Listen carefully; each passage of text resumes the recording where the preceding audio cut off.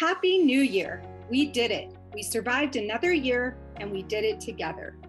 This year celebrates National PTA's 125th year and Colorado PTA's 115th year. I can't think of a better time to kick off this momentous occasion than by discussing diversity, equity, and inclusion, our theme for the January newsletter, which I think fits in perfectly with celebrating our togetherness.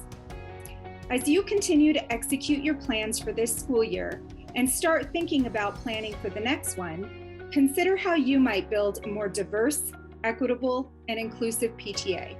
A community where we value each other's differences, acknowledge our inequities, and strive to provide resources and support needed to ensure all children have what they need to achieve their full potential.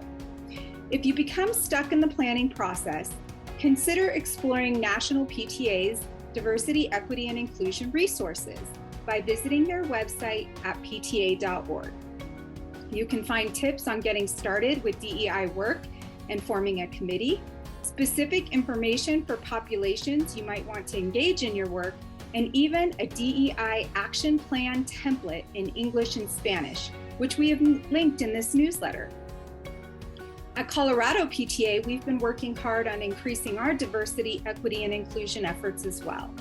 We adopted a position statement at the start of our term on critical race theory and more specifically, inclusive education, voicing the importance of recognizing racism, classism, and other issues in the world, and discussing the importance of openly addressing these situations to help increase student awareness.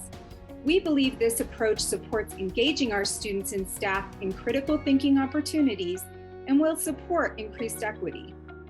Several of us participated in an equity study group facilitated by our president-elect, Amy Pritchard. We listened to the Nice White Parents podcast and engaged in a robust discussion where we addressed some of our own personal experiences, feelings, and biases.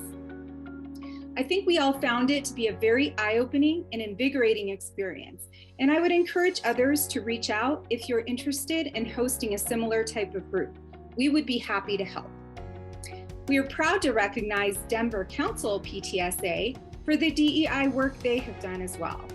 I personally attended their fall training DEI forum where Dr. Darlene Sampson shared a professional presentation and engaged the group in some interactive breakout sessions. Denver Council held a second DEI forum on November 20th and will hold a third forum in the coming months. Whether in large ways or small, we are all capable of initiatives to better engage our diverse communities, ensure inclusive practices, and support increased equity in all that we do.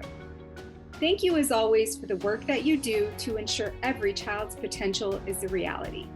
I wish you and your families and communities a healthy and happy 2022.